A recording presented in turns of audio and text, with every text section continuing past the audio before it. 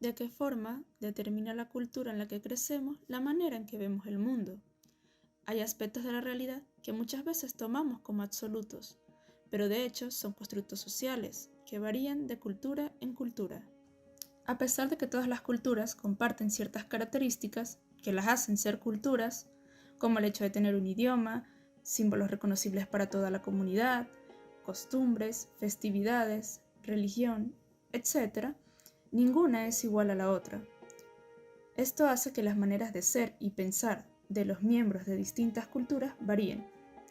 Anteriormente, el enfoque evolucionista de la antropología servía como un argumento etnocentrista para afirmar que había culturas más avanzadas que otras, y que las más avanzadas estaban más cerca del ideal de civilización occidental. En especial durante la segunda mitad del siglo XIX, debido a la influencia de la teoría darwiniana sobre la evolución de las especies.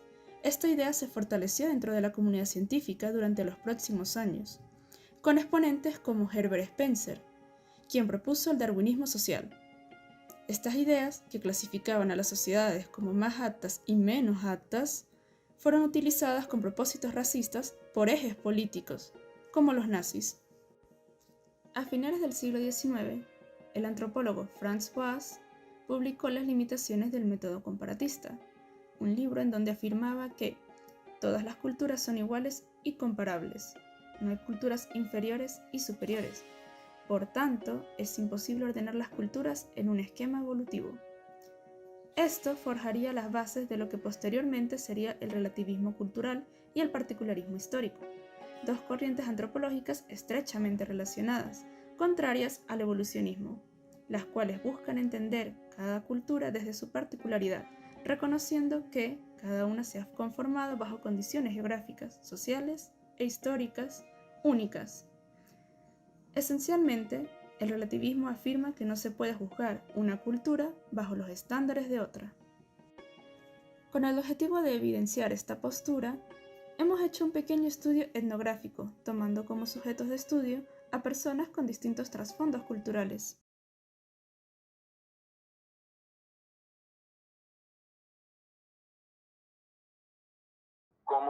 ¿Cómo percibe mi cultura de origen el tiempo? Con respecto a la edad, los niños realmente no se consideran muy importantes en términos de las opiniones que pueden ofrecer. Siempre, por lo menos yo, percibí como mi opinión no importaba tanto cuando yo quería participar en las conversaciones de los adultos. Y realmente también diría que los viejos es una cultura de jóvenes, entre, no sé, 15 años y digamos 50 años, algo así. Eso es la vida importante. Después, como viejo, pues, tú eres como eh, mal visto, ignorado, tu lugar en la sociedad no es tan respetado. Y yo considero que tiene que ver con una cultura hipercapitalista. La puntualidad. Um, sí, muy importante. Es muy mal visto si llegas atrasado por cualquier cosa, no solamente como una cita importante, sino también para ir al cine, para ir a una fiesta entre amigos. Eh, la puntualidad sí es muy importante. En términos de género, bueno, las cosas van cambiando. Por ejemplo, en la vida de mi madre, en los años 50, una mujer todavía necesitaba permiso oficial para abrir un cuenta bancario, permiso de su padre o de su esposo. Hoy en día hay más mujeres que se están graduando de universidades, etcétera, etcétera. Entonces las cosas van cambiando mucho.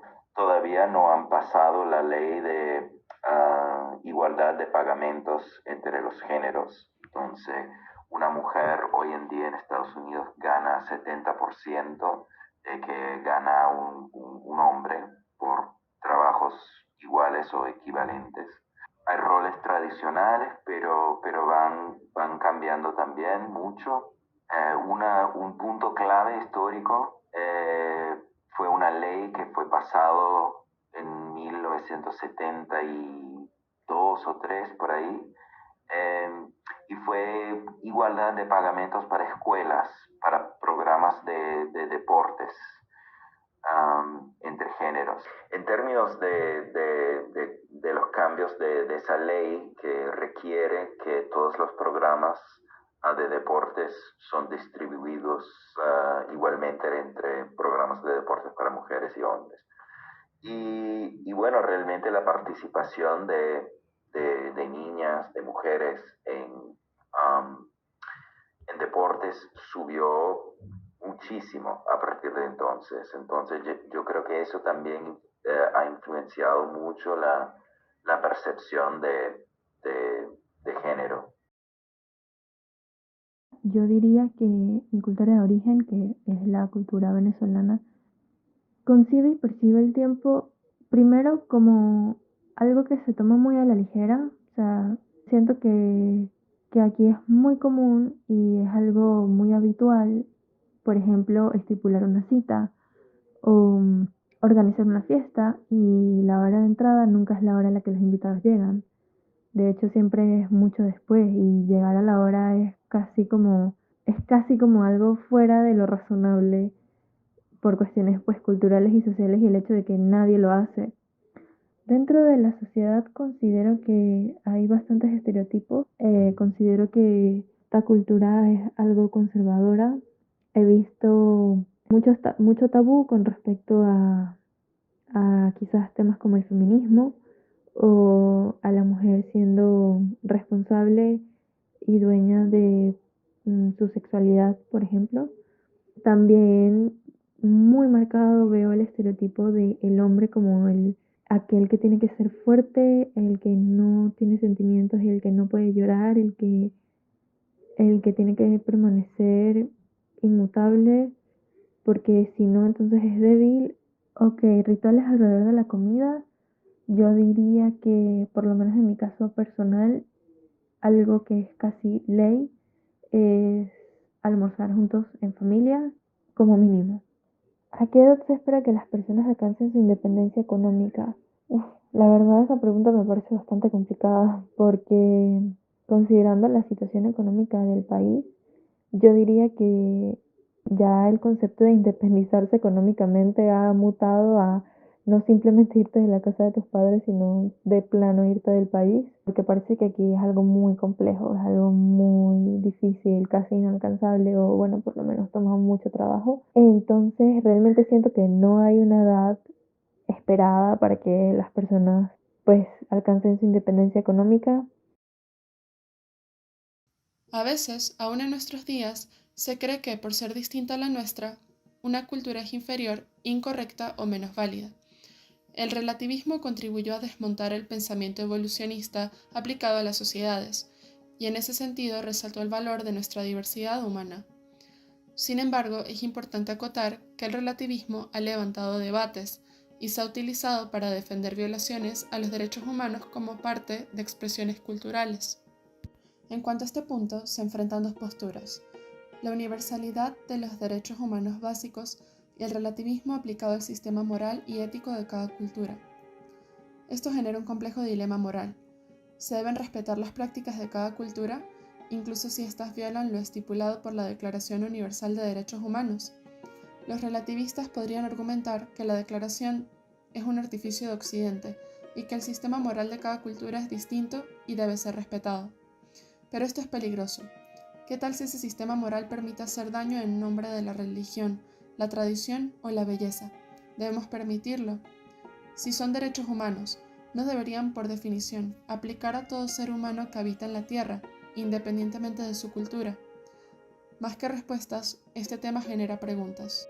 Al momento de estudiar el relativismo cultural, es importante reconocer sus limitaciones. Hoy en día, las ciencias sociales pueden conjugar enfoques provenientes de distintas teorías, posturas y campos de investigación, tratando de obtener una perspectiva más amplia. Ciertamente, la diversidad cultural y humana es valiosa e importante, pero el respeto a los derechos humanos es también fundamental. A pesar de los dilemas y contradicciones, la importancia del relativismo cultural recae en que nos impulsa a valorar nuestras diferencias, a apreciarlas y a darnos cuenta de que la realidad es algo fabricado y que hay aspectos de la misma que son producto de la invención colectiva de la cultura.